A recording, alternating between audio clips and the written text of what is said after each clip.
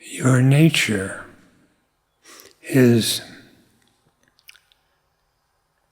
Satchidananda, being, consciousness, bliss.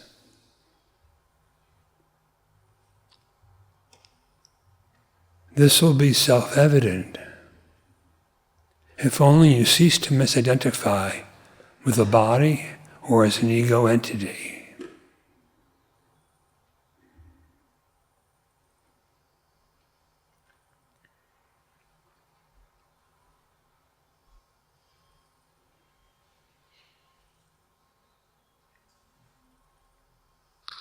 Ignorance alone appears to veil the real nature of the self.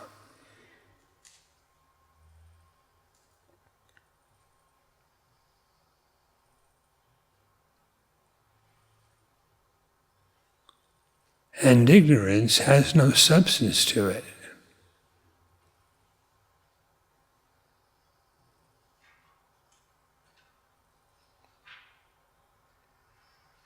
Ignorance depends on the belief in it.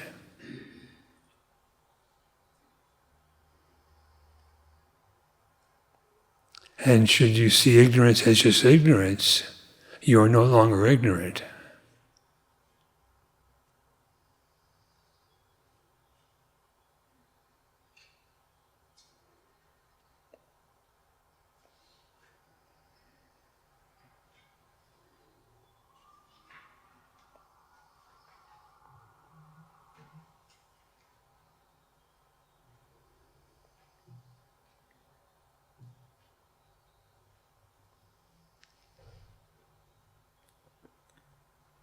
Without beginning and without end is your existence.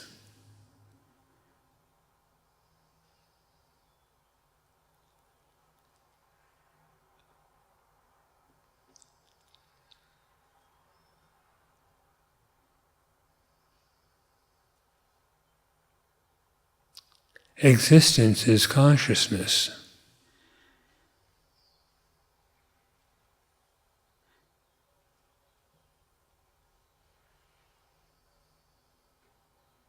Consciousness is in itself knowledge.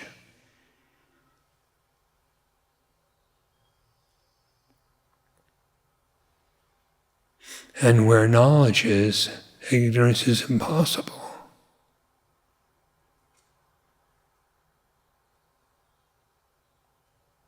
Just as where there is existence, non-existence is impossible.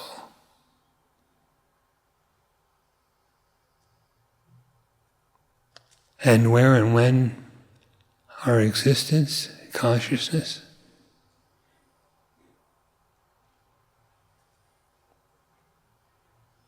always, everywhere. For existence is Brahman, the one without a second.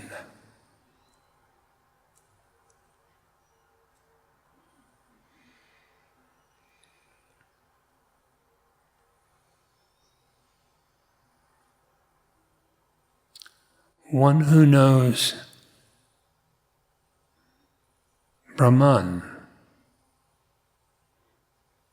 is Brahman.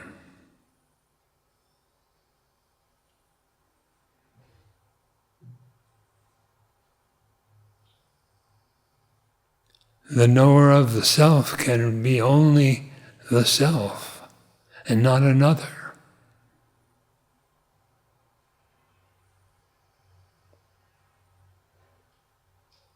For the idea, the misconception of being anything other than the self is merely imagined duality.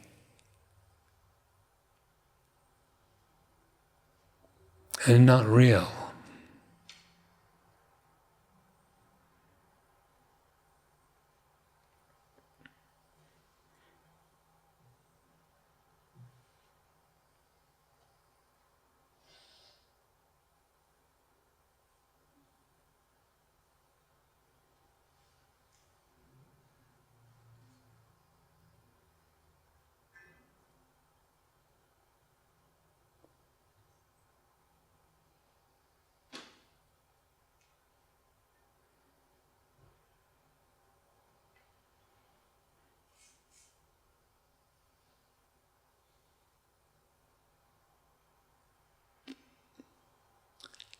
You should know yourself as you truly are.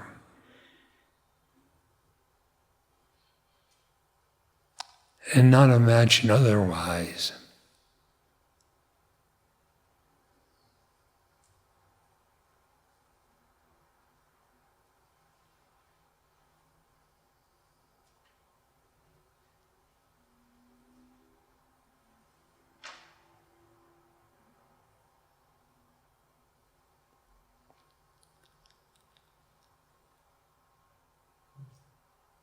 What are you?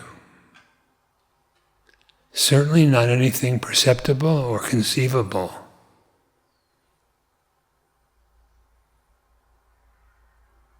The senses cannot grasp this, and the mind cannot conceive of it.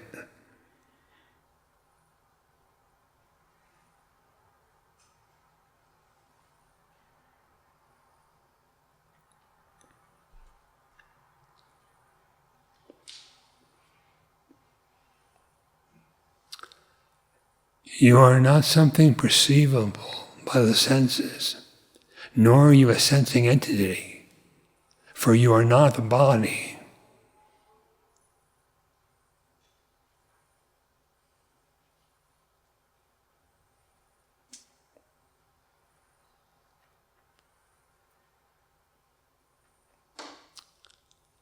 Cease to misidentify with the body.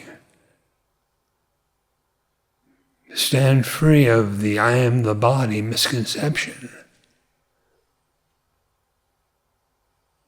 And then say what is real.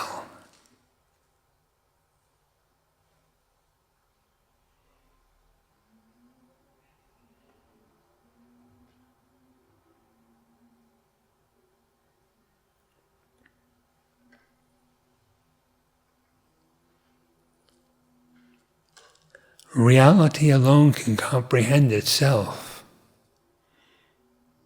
The unreal cannot do so. This much is obvious.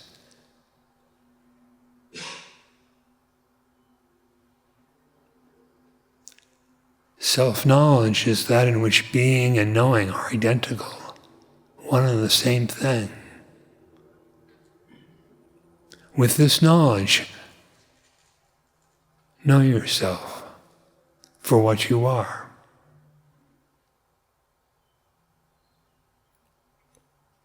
You know that you exist. It is doubtless.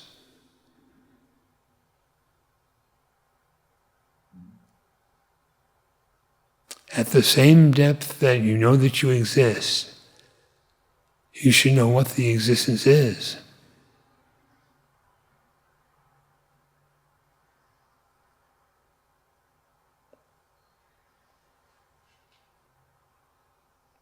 Such knowledge is not thought.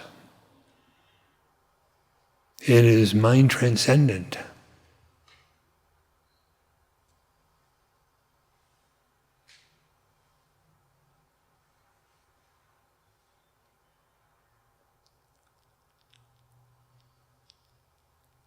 And just as your existence is endless and continuous and never interrupted,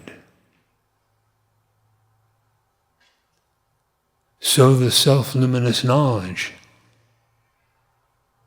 is never interrupted, never ending.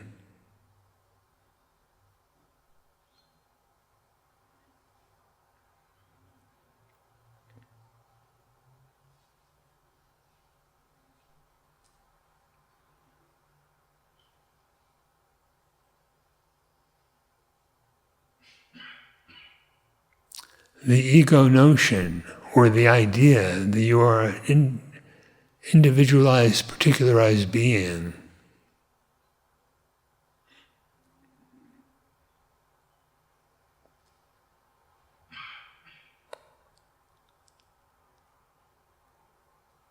should be abandoned.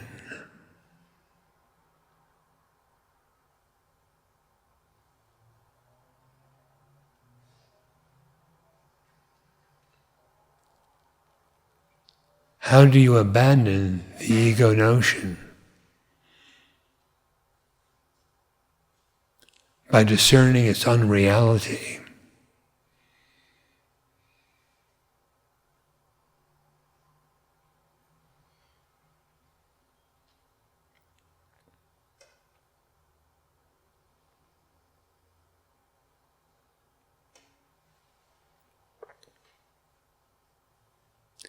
what is real and what is unreal.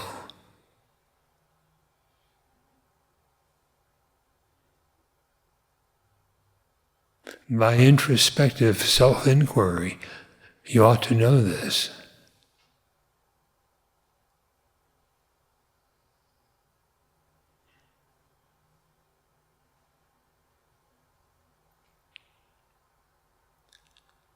The real always is.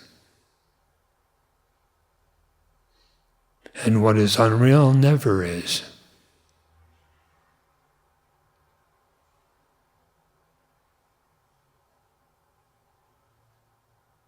The conclusion about these is known by the knowers of truth.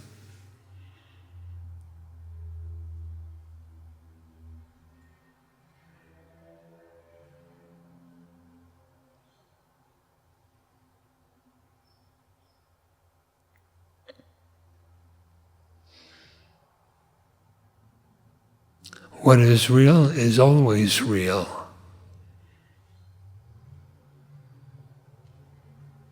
What in you is always.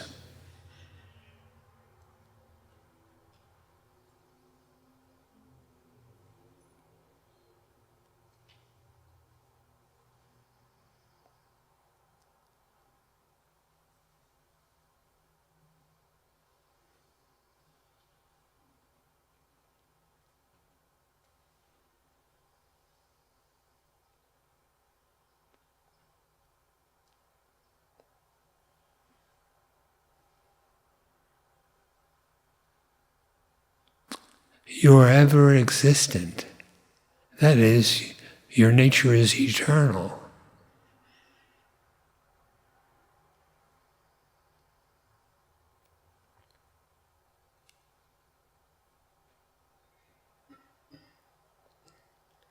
Being bodiless, not only is it eternal, but it is infinite.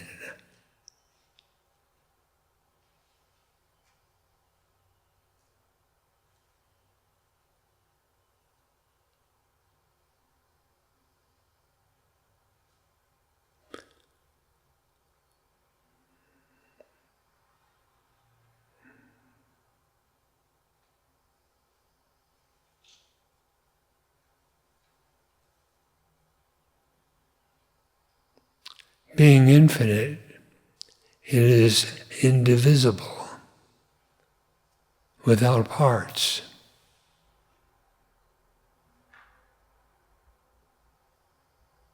Being changeless, it never undergoes any modification, but always is just as it is.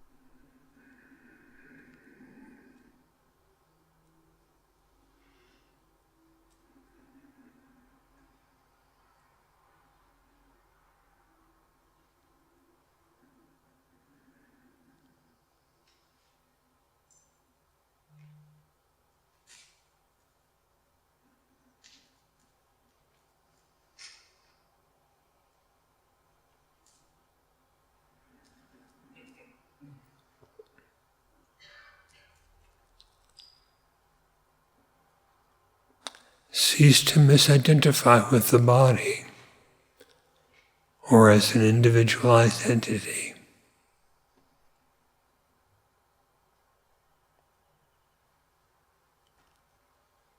And you will find that you are both immortal and imperishable and unborn.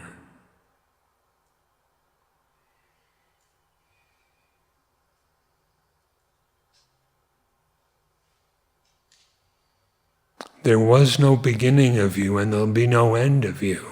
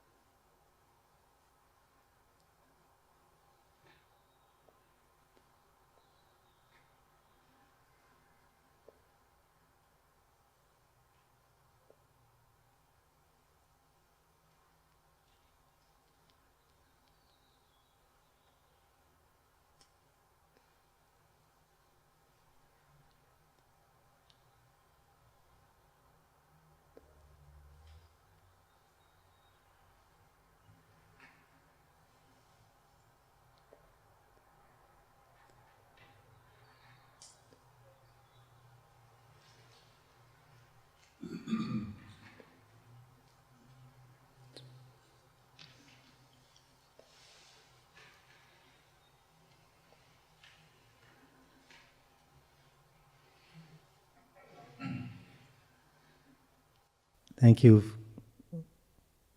for the wonderful instruction.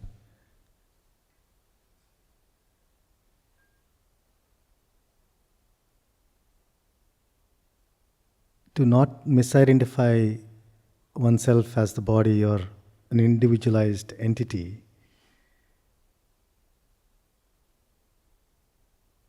it looks like the negation of unreality has to take place. The unreal must be seen as unreal, and there's no halfway measures. It's not partly real and partly unreal, or it has to be seen as completely unreal. And I was trying to understand that this unreality is substanceless. There's no substance to it apart from the belief one gives to it. I was actually attempting that from the previous instruction. If one takes the belief away from what I consider to be real, but which is actually unreal, then that freedom must take place. I was trying it, but I was not being successful so far. That the seeing of unreality, the seeing of unreal as unreal. But the substanceless part of it is something that I wanted to understand more, because it is also said in the definition of Brahman in the book, in the most wonderful book, Self-Knowledge. I think that Self-Knowledge is a book that is indescribably beautiful. But in that book it is said that which manifests as this universe and that in which it is sustained, and then in that which it dissolves, is Brahman. And so is there a substance coming, or seemingly so, is one thing that I wanted to understand. And also, how do you see the unreal as unreal in actual inquiry, truly? What composes ignorance? It was said only the belief in it.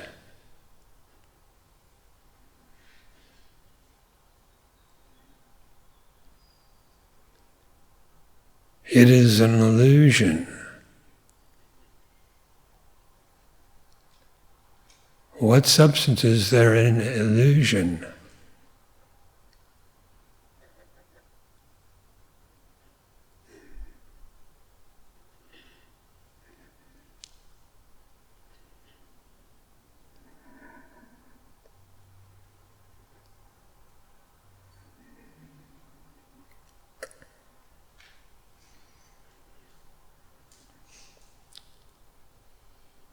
Illusion does not take place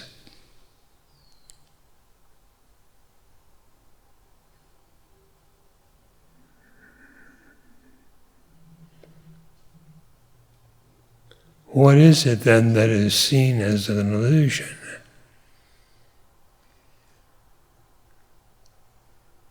Only the existent, which can never be non-existent.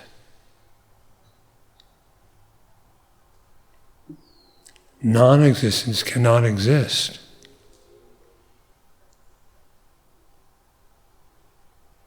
For the very reason that there is existence.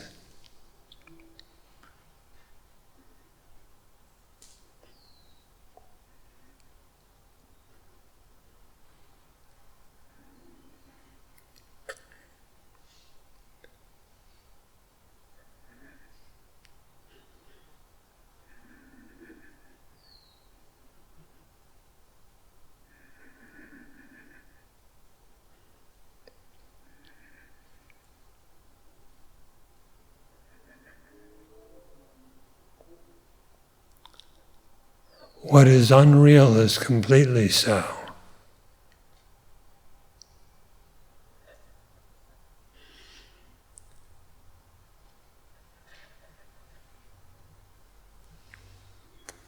If we think the unreal really occurs, then we don't know it's unreal.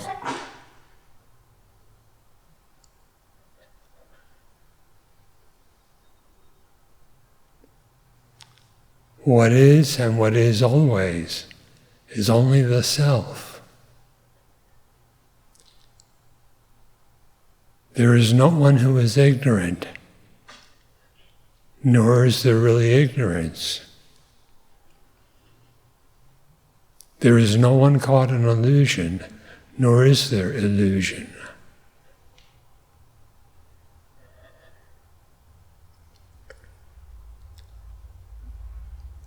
You say yet that you have not succeeded with this.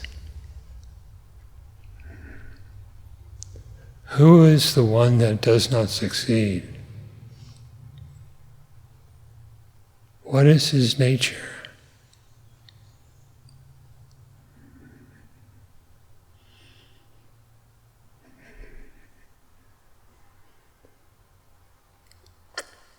Existence itself is realization.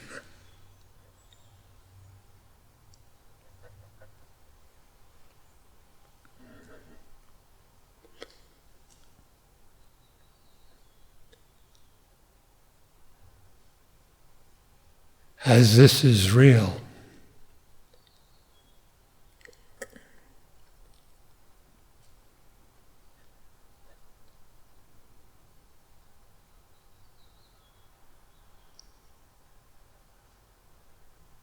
Ignorance can really not be.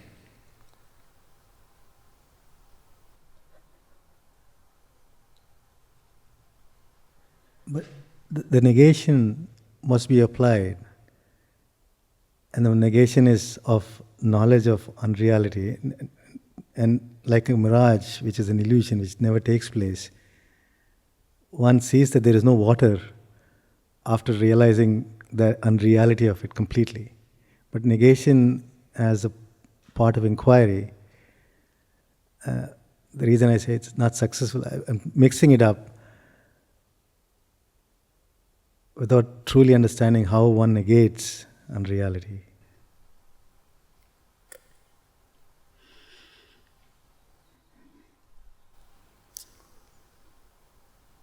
How do you measure your success or failure?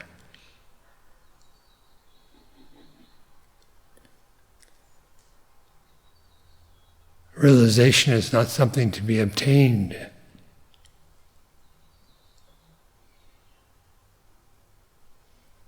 It is the very nature of existence.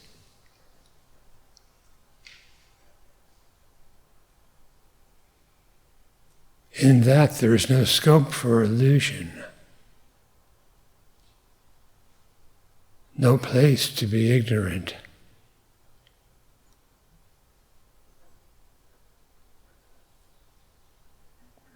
But the misidentification loosens. Negate all that can be negated. Cease to superimpose upon your existence anything that is objective or any quality that's objective. When all that can be negated is negated, what remains?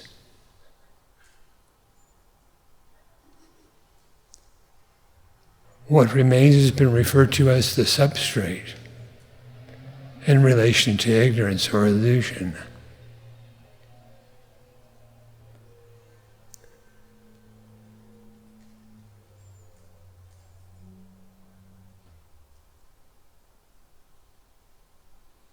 But where there is not another, but only the self, is it a substrate?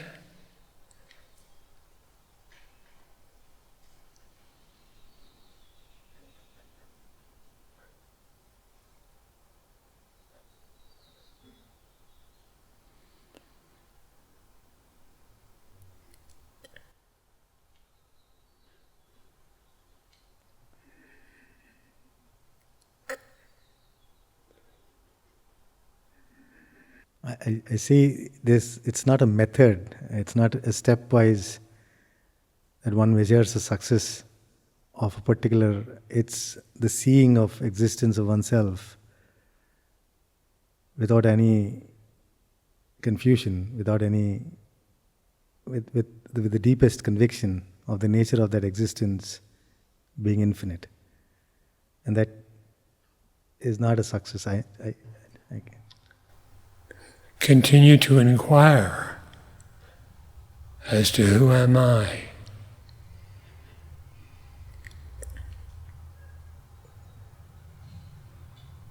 So that the conviction is unbroken.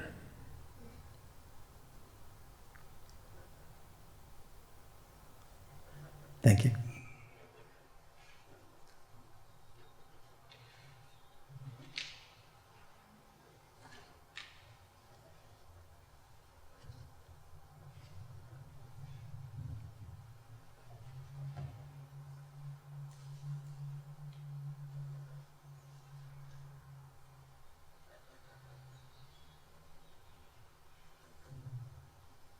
Namaste, Nomi. Yes, thank you so much for the instruction and grace and the wonderful retreat that you provided last week the experience of self-inquiry became much more evident in my practice in the manner of more continuous and transcendent experience. And one description would be the undifferentiated. I was having some wonderful time spent with my granddaughter, and at the beach we were having a very joyful, fun-filled time, and there were many other people there too doing the same thing, and it just felt like there was just that, and there was no others. It was just that. And at one point there was a notion of other, and in the sense of an objectification, and I told myself, well, that's not where happiness is. But I didn't take it all the way through, so there was kind of a level of misidentification that kind of lingered. But at the same time, the overall experience was one of joy.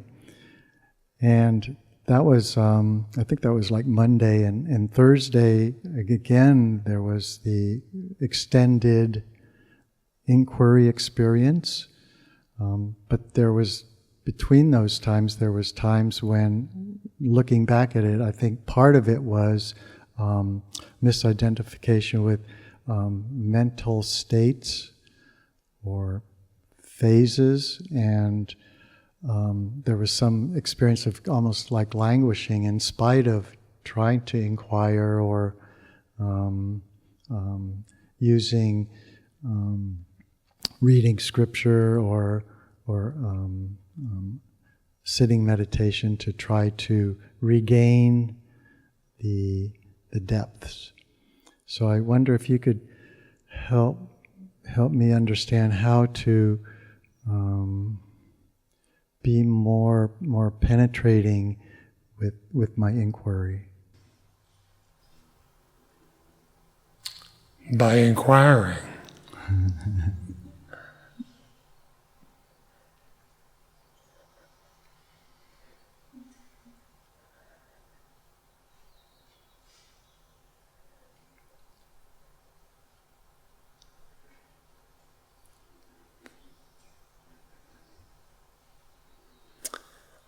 When you experience joy, as mentioned by you, where does the joy come from? It's clearly coming from my own consciousness. It's not coming from any external. If you know that with certainty,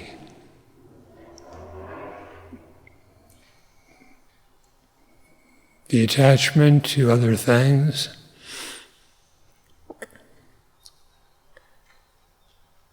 the wandering through various mental modes and emotions, etc., that will all dissolve.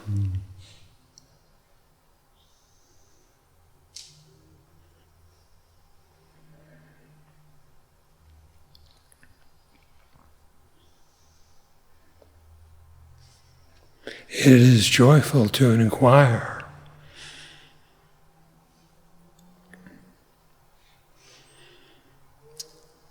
Ignorance is due only to non-inquiry. Mm-hmm.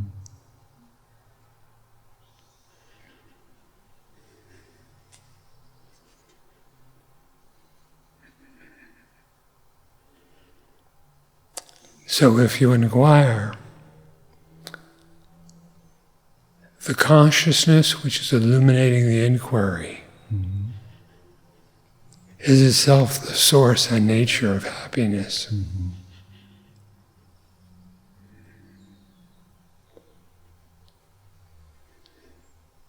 Practice. Would I focus on consciousness as well, because sometimes in the inquiry it doesn't seem like it has the penetrating or the depth at one time as it does at another.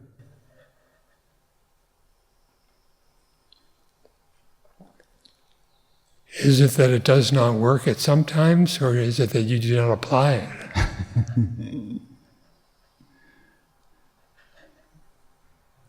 Maybe I'll try applying it more.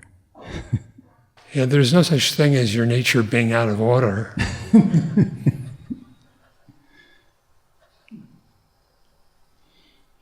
Maybe I'm lending a little bit of reality to the unreal, which is taking the sharpness off of the inquiry. Again, the way to attain such is to inquire.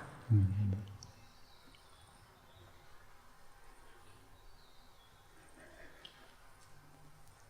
Thank you.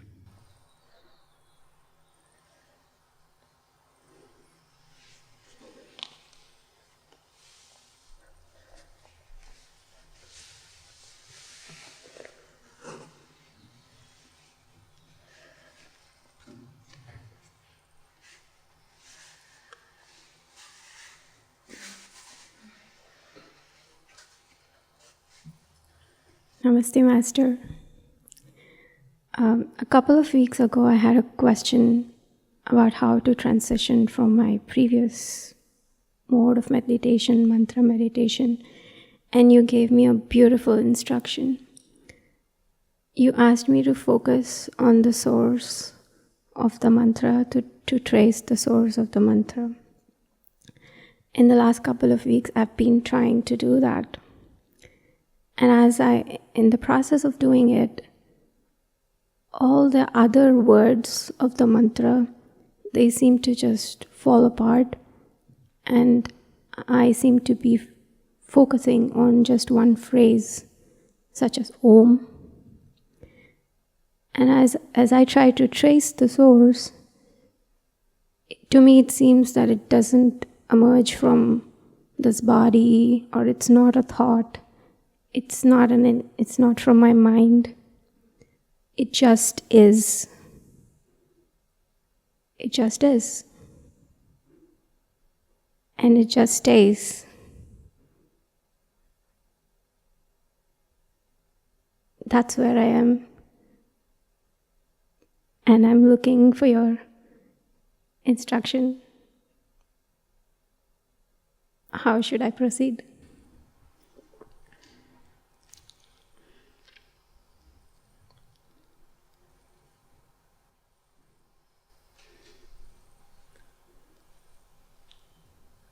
You yourself are the source of the mantra then.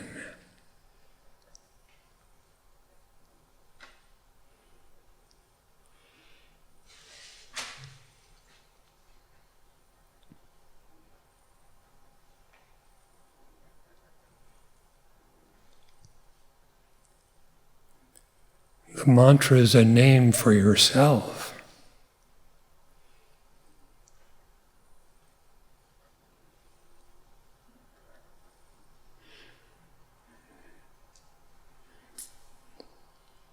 All mantras may be said to have their source in Brahman.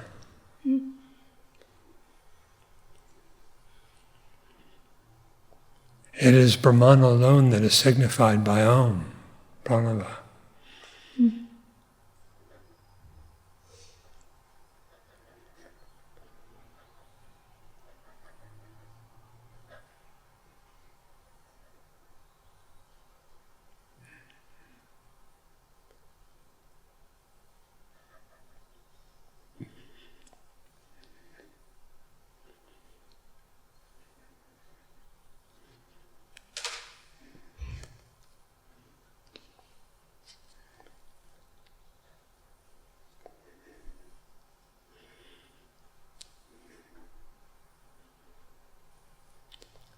A mantra may be said to be that which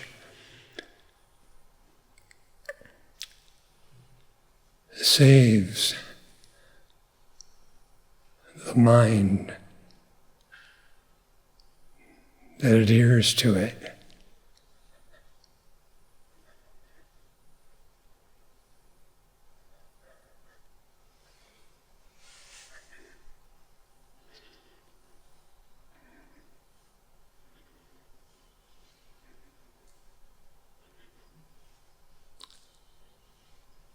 It may serve the purpose of reminding you of what is the highest.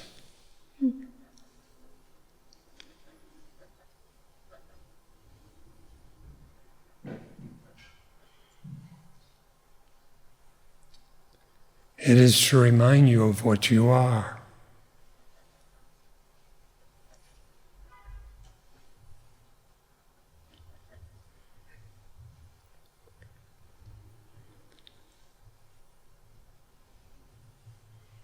Whether you do japa or not, you must know yourself.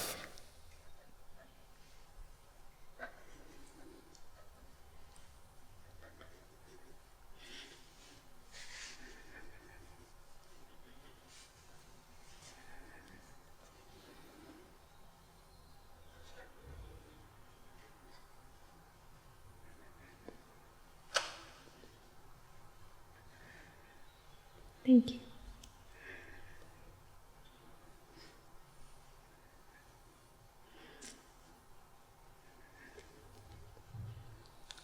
What is it that guides and saves your mind?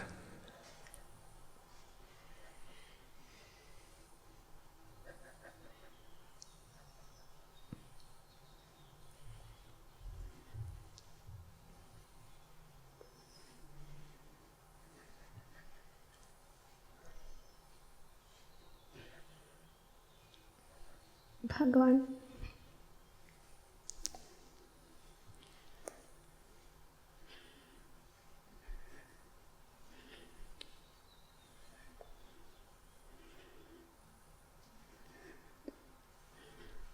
It is only to remind you of this that mantras and other such things are there.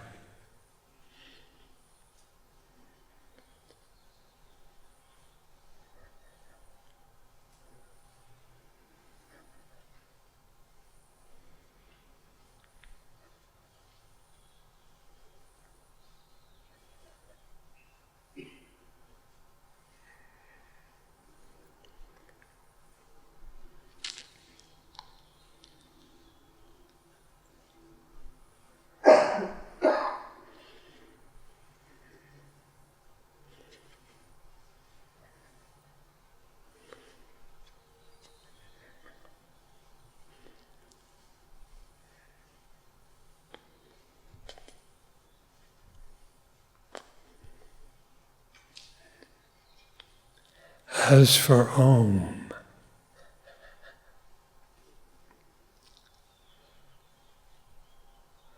the Mandukya Upanishad and Gaudapada's Karika on the same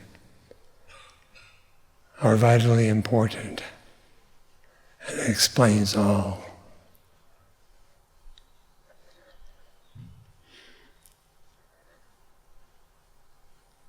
You may wish to read that. Yes, I will revisit it.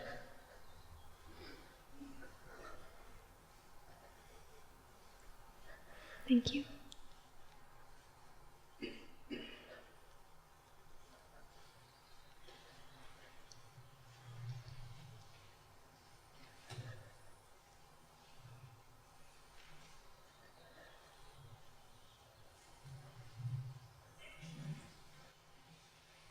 Thank you for last week's retreat. There was a couple of things that you said that really stuck with me, and I've been reflecting and meditating on those. And you said the ego leaves a trail. And I'd never heard it described that way. So I just started to look at, I wasn't trying to become an expert in ego trails, but enough to try to grasp what was meant by that. And what I see is the ego is this collection of misidentifications that sort of trail out behind the individual. And we sometimes call that our life story. On a long term, in a day-to-day, we call it daily life. But it's this repetition over and over and over. And when you misidentify with it, you just live in that mass of past memories. You don't really experience anything other than that, except the occasional accident that breaks that up. The other thing you said that really profoundly struck me is you said it has no purpose.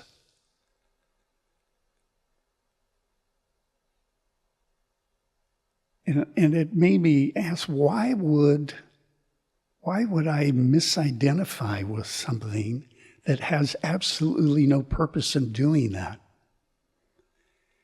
It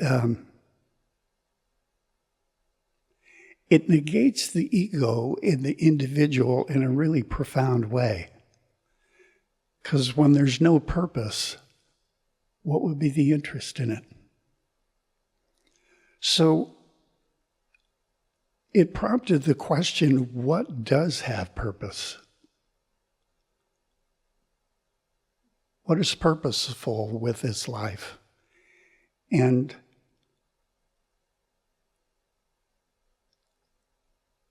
I think the most important purpose is to know myself.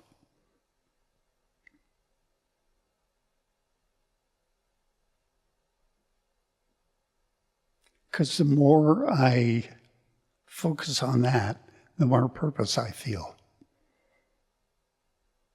And what I mean by purpose is something that's not just casually important, but the most important.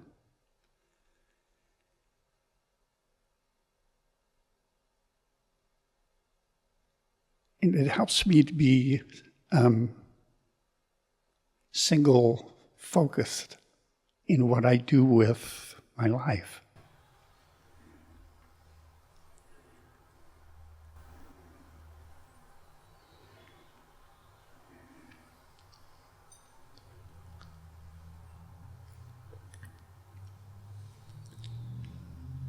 So the retention of traits of the personality would not be that purpose, would they?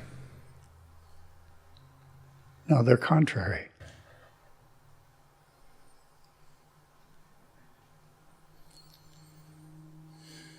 You wouldn't trade one for the other.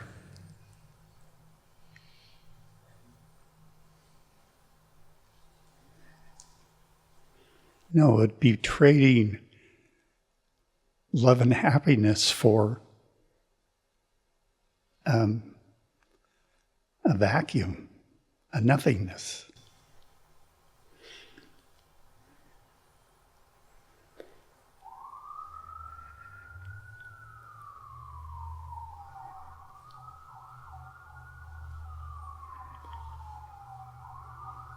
If you have perceived the purpose of life, then pursue it wholeheartedly.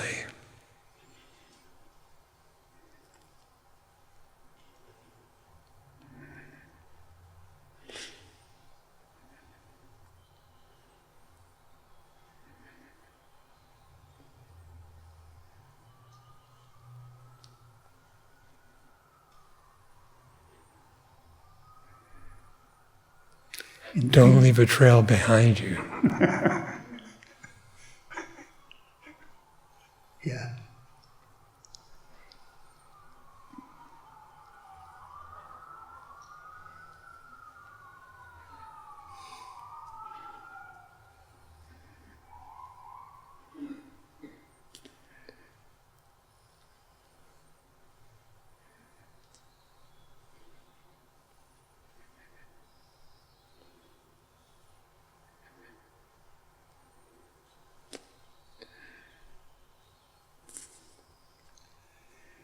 Yeah, living a life without leaving a trail.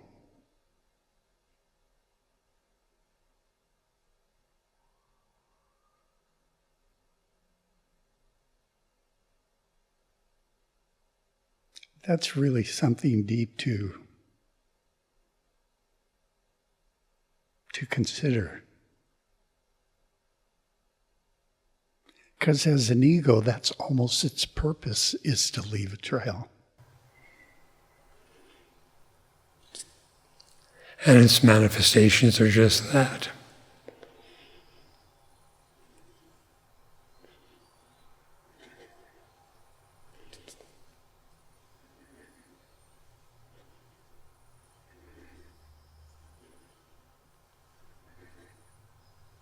So I ask myself, without a trail, what am I?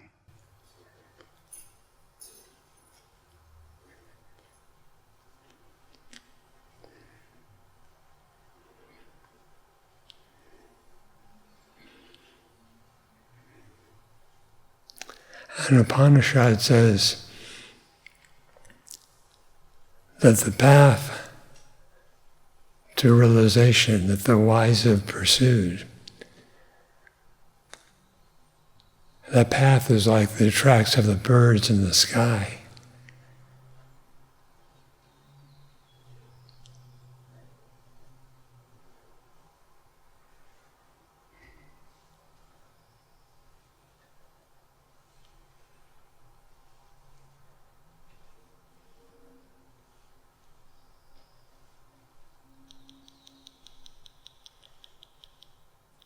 Thank you.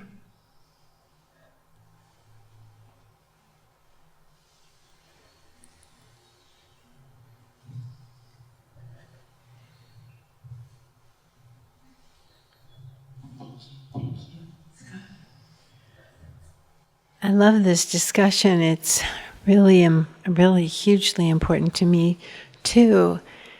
Now, I have been focusing for a long time on the Ribhu Gita. I love the Ribhu Gita.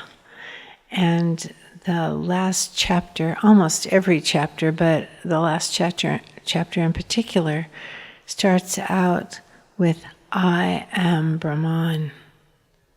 I am Brahman. And when I say that to myself, and I be that in the way that I can be that, or have been being that, I am Brahman. It's so wonderful. It's so exquisite. And I know I've said that to my husband. He says, well, Om Namah Shivaya means the same thing. And I think maybe it does. I don't know. I'd like to ask that. But whatever you call it, we're talking about being all in all, being everywhere in everything, that being love, being just being, and being the, glorious. So I don't think that's really the ego. It doesn't feel like the ego that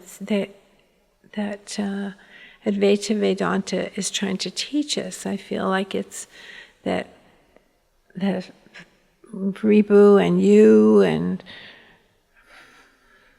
Shankaracharya and everybody who's walked this path wants us to know that we are Brahman.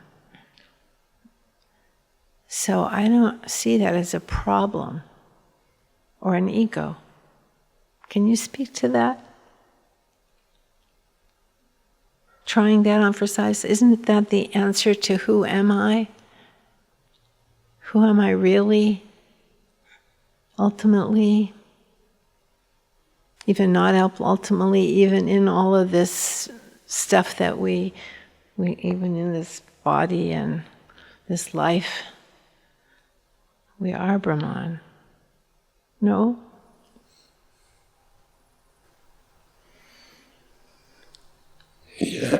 Yes, you are Brahman, only Brahman.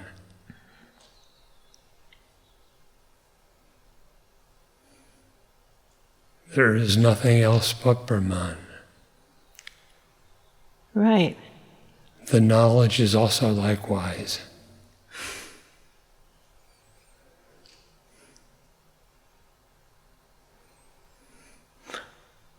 So we should love it.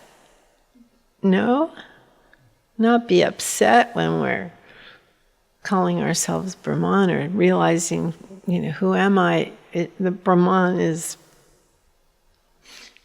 you're it.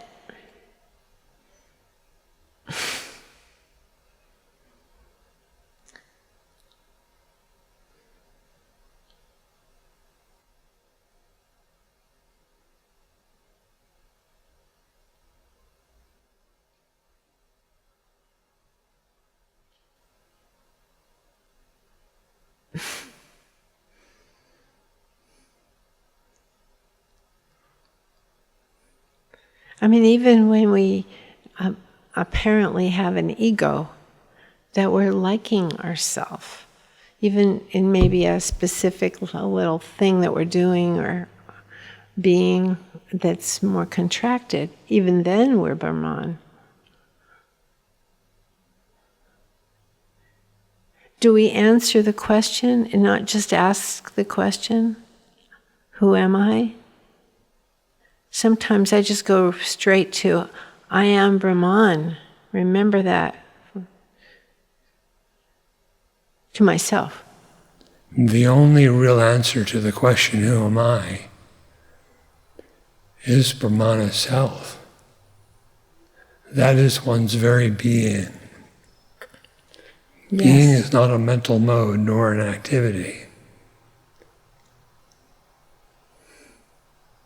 It's not something you possess. It is what you are. Existence. Being. So you need not supply an answer to the question. You need to really be absorbed in what it's pointing to.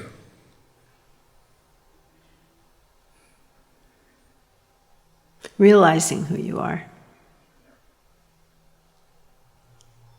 And just being there.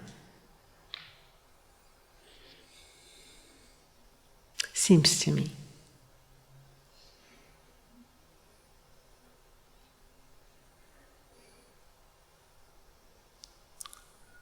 There is not the least trace of individuality in this.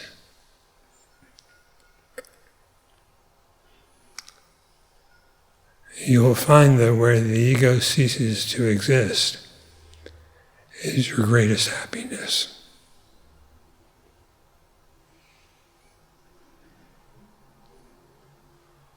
Could you say that one more time? I'm not sure. You said, when you know that, please. I just wasn't sure I heard it.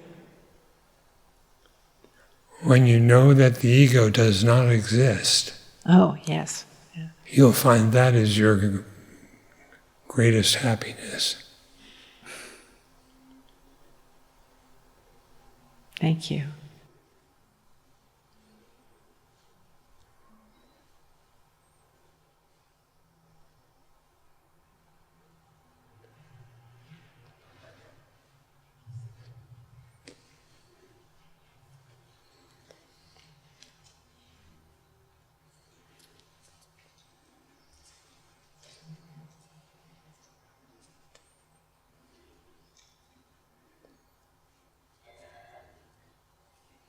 Namaste, Bhagavan.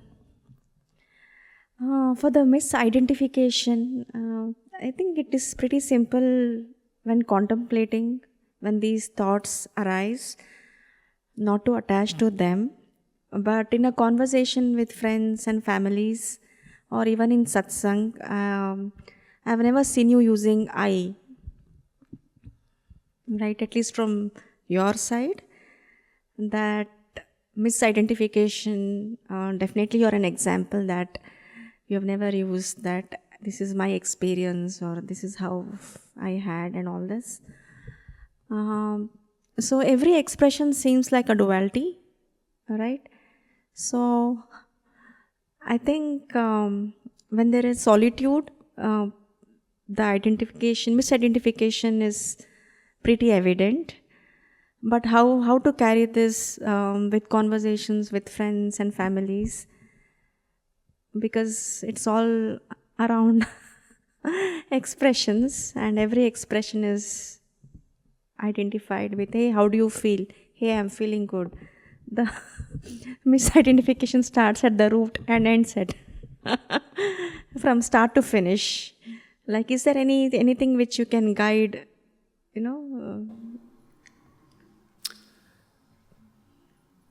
Does the expression make for misidentification, or is misidentification something prior to that?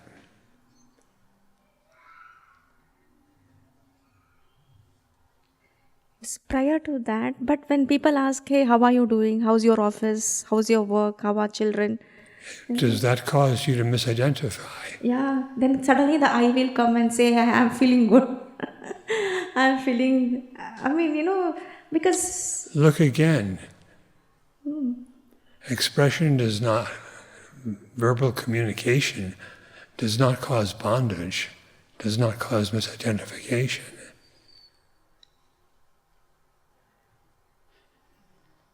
Because the I sense is coming and attaching to an emotion, right?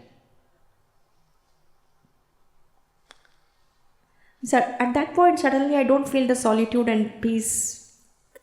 Where do they go? It's hijacked by, it feels like it's apparently hijacked by an emotion. And what composes the emotion? Yeah, it's temporary. It comes and goes. Again, next conversation again carries to another misidentification. It comes and goes. And in between there is peace. There's in between the... And where does peace have its source? It's in self. Definitely it's in self. And in solitude it's very evident, Bhagwan, because the inquiry is continuous. When the thought arises of identification, and then that is cut then and there and established in self. But there's a lot of ping pong.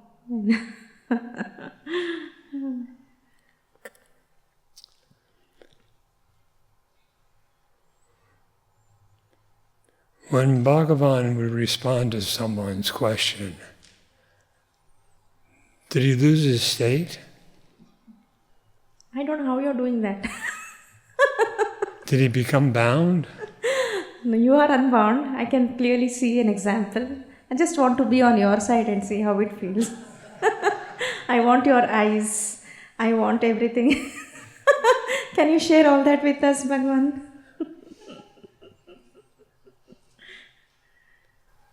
Absence of misidentification is natural knowledge. Know for certain that nothing makes it occur. In other words, ignorance or bondage does not come from some external source.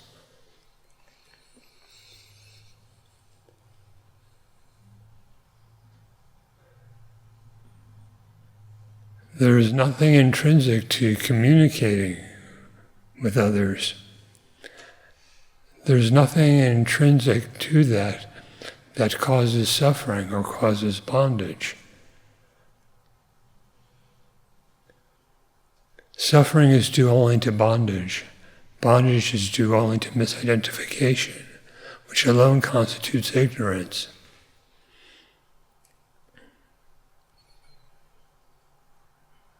You can just as well speak to friends, family, etc., without bringing in the misidentification. When someone asks you how you're doing, what would be your response, Bhagavan? They usually are asking about your physical health or something like that. Yeah. Just respond accordingly. Why get identified?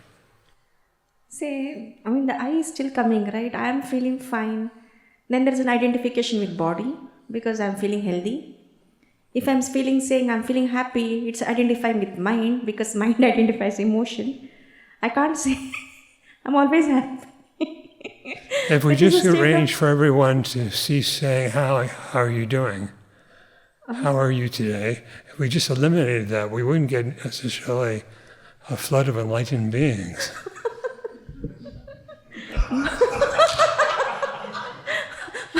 Bhagwan, how would you respond? How would you? I feel like spending more time with you. Just to learn you, The you in that statement should be understood as the self. Then I'm always with you. Yeah, thank you. So are you saying identify that I with self itself all the time? But I has no ego sense, right? It doesn't even use I. I have not seen you using I at all in these years. How to use something that does not exist. But it's required for an expression, right? Yes, but it's just that the word I does not have any intrinsic bondage to it. But it still comes with an inherent identification. The word itself is not the identification.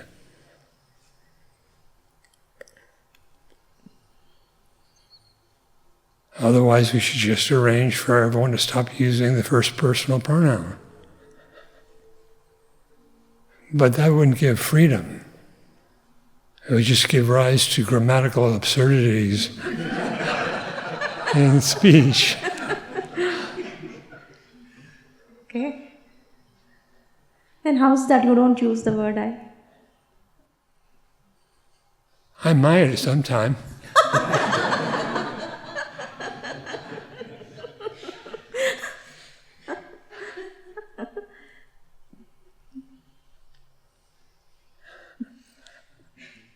Thank you, Bhagwan.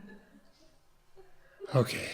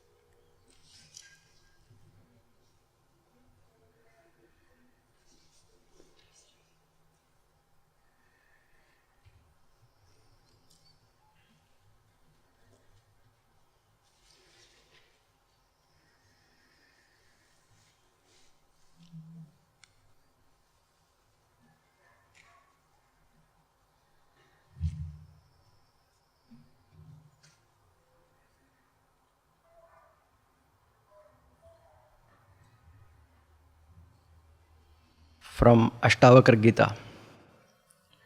Mudho napnoti tad brahma yato bhavitumichhati anichannapi dhirohi parabrahma swarupa bhak. The ignorant person does not attain Brahman, for he desires to become it. The wise one certainly realizes the nature of the Supreme Brahman, even without desiring to do so. Niradhara graha vyagra mudha samsara poshakaha etasyanarthamulasya mulacheta kruto budhaihi. Without any support and eager for the attainment of freedom, the ignorant only keep up the world.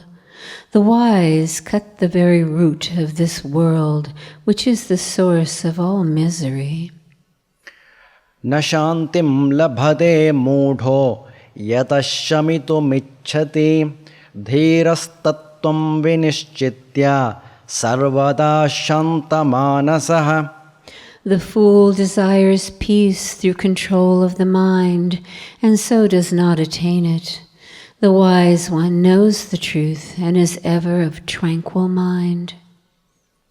Kvatmano darshanam tasya yadrishtamavalamvate dhirastam tam na pashyanti pashyantyatmanamavyayam. Where is self-knowledge for him whose knowledge depends on the object? The wise do not see this and that, but the immutable self. Kva nirodho vimudhasya yo nirbandham karoti vai swaramasaiva dhirasya sarvada sa vikritramaha. Where is control of the mind for the deluded one who strives for it? It is indeed always natural with the wise one who delights in the self. Bhavasya bhavaka kaschin na kinchit bhavako paraha ubhaya bhavaka kaschid evameva nirakulaha. Some think that existence is, and others that nothing is. Where is the one who thinks neither and is thus calm?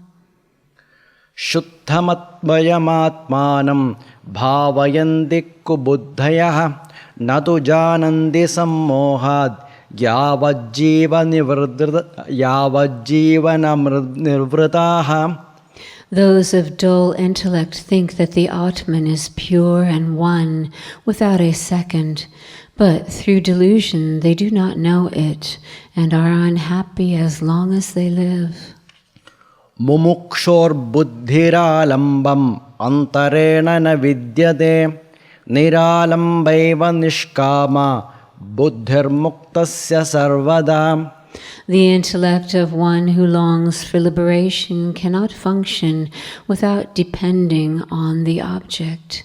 But the intellect of the liberated one is indeed ever independent and free from desire.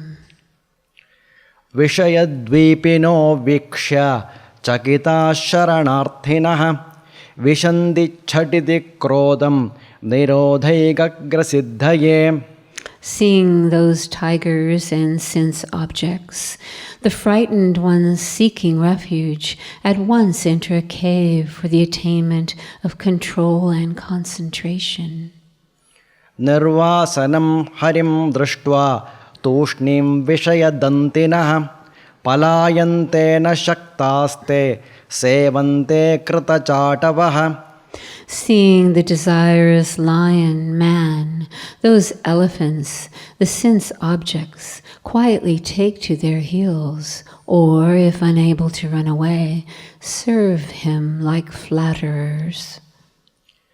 Namuktikarikam dhatte nishango yukta manasah pashyan srunvan sprashan jigran ashnannaste yadha sukham.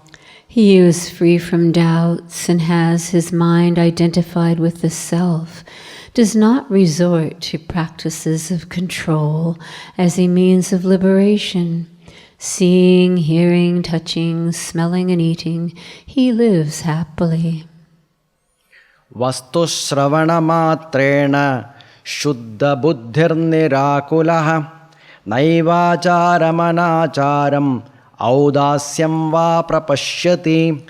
Established in pure knowledge and calm by the mere hearing of the real, the wise one does not see what is proper or improper, action or even inaction.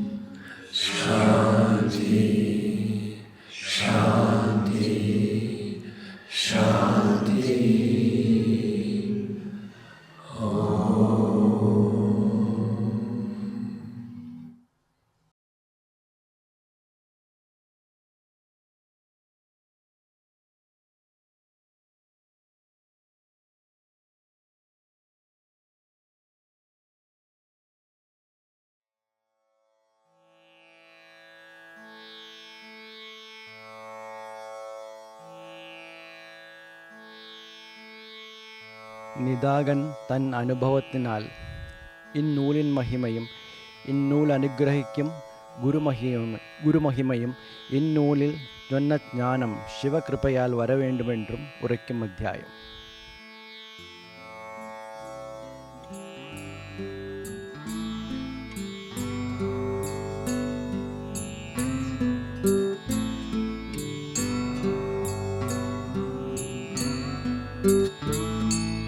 மகிழ்வுடனே நிதகமுனே மற்றும் சொல்வான் மாசற்ற சத்குருவே மகேஷன் முன்னம் மிகவும் மகாரகசியமாம் இந்த நூலை மெத்தவுமே கருணையிலால் கூரைத்தான் பகரவுணா கருணையினால் இதனை மற்றும் பரமதயா நிதியான நீய நட்கிங்கு இகழ்வரவே உரை செய்தான் உரைத்த வண்ணம் யானும் இதை இதயத்தில் இசைந்தோ நானே.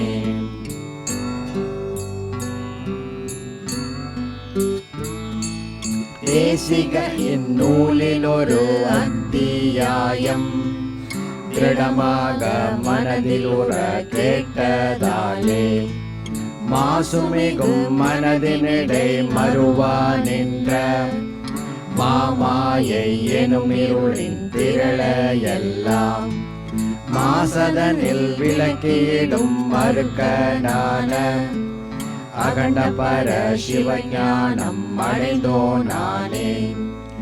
ஈசையிதில் ஒரு கவிதை கேட்ட போதும் இருமையிலா மோக்ஷ சுகம் இசையலாமே.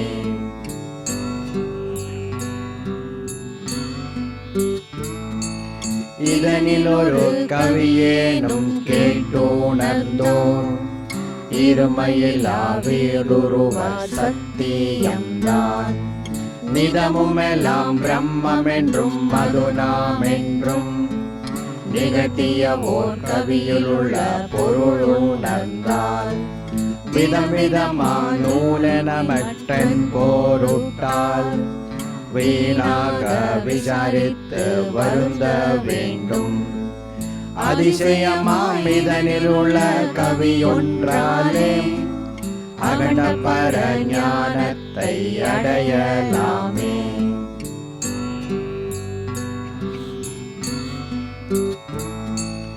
இத்திரமாம் இந்நூலை உபதேசிக்கும் இயல்புள்ள குருவரனே குருவனானோன் விஸ்தரமாய் பன்னூலை உபதேசிக்கும் விசித்திரமாம் குருவர்களால் பெரும் பேரன்ன உத்தமமாம் இந்நூலை உபதேசிப்போன் உணர்வுருவாய் நின்ற பர பிரம்மம் தானாம். சத்தியமே அணுவும் இதில் சங்க இல்லை சம்புபதம் தன்னானை சங்க இல்லை.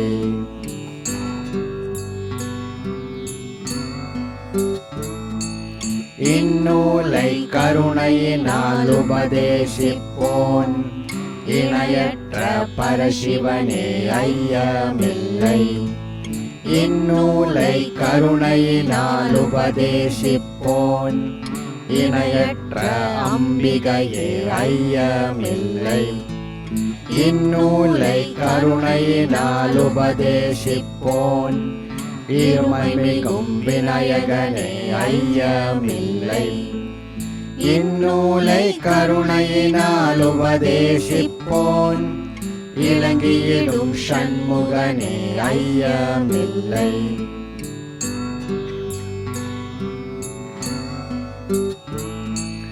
அருளுடனே எவனிதனை உபதேசிப்பன் அவன் நந்தி கேசனிதில் ஐயமில்லை. அருளுடனே எவனிதனை உபதேசிப்பன் அவன் தத்தாத்ரேயனிதில் ஐயமில்லை. அருளுடனே எவனிதனை உபதேசிப்பன் அவன் தட்சிணாமூர்த்தி ஐயமில்லை. அருளுடனே எவனிதனை உபதேசிப்பன் அகண்ட பர சிவனவனே ஐயமில்லை.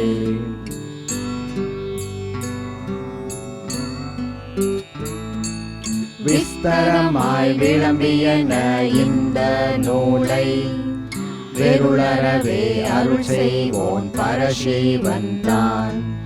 இத்திரமாம் இந்நூலை இயம்புதற்கும் இதன் பொருளை எளிதாக தெரிவித்தற்கும் உத்தமனே நின்னையல்லாதுலகத்தின் கண் உன்பரிலும் முனிவரிலும் ஒருவரேனும் சத்தரல சந்தேகம் அணுவும் இல்லை. சத்தியமே சம்பு பதம் தொட்டு சொல்வேன்.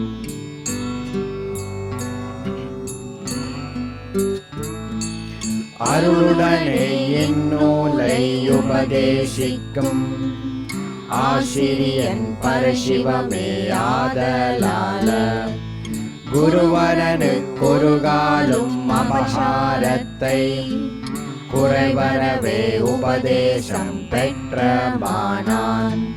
திருவிதமாம் கருவிகளால் செய்யக்கூடாது திரவியமே முதலியதால் சக்தியுள்ள வரையிலவன் பூஜனையே செய்ய வேண்டும். வழுவற்ற குருவயலால் பந்து உண்டோ?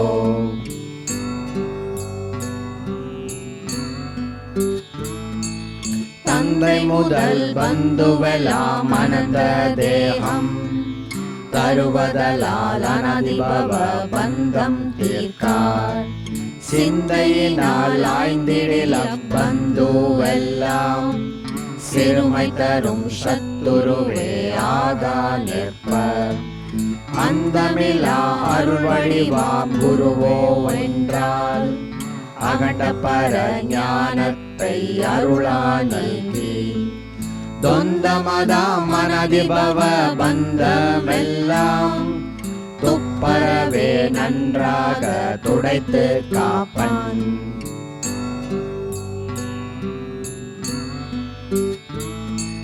குரு பரமே பரமசிவன் பரேசன் தானே. குரு பரநாமாகினுமே ஒரு காலத்தில் நிர்மலமாம் பரமசிவன் முனிவுற்றாலும் நிகழ்தயா நிதியான குருவன் காப்பன். அருள்வடிவே திருவுருவாய் எழுந்து நின்ற ஆசிரியன் என்றேனும் முடிவுற்றானே. திருவிதமாம் உலகத்தும் அம்மானானை தியக்கமெல்லாம் தீர்ந்தவரும் காப்பதில்லை.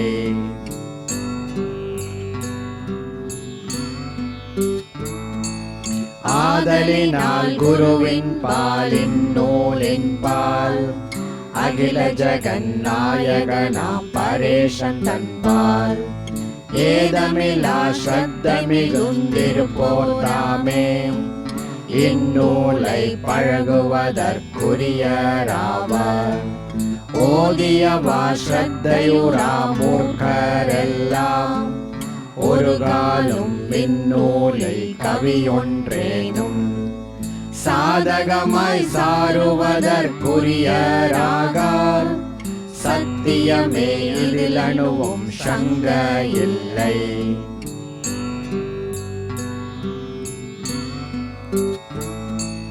ஜீவபர ஐக்கியமுணர் ஞானம் சேர ஸ்ரத்தையலாம் மற்றவையும் ஏதுவாகாது. ஆவலுடன் பெறுகின்ற ஸ்ரத்தையொன்றால் அனைத்துமில்லை அகண்ட பர பிரம்மம் ஒன்றே. கேவலமாயுள்ளதென்றும் அது நாம் என்றும் கிளேசமிலா பரஞானம் கிடைப்பதன்றி மேவிய மற்றொன்றாலும் அகண்ட ஞானம் மேவவுணாதென்றும் அறை விளம்பிற்றன்றோ.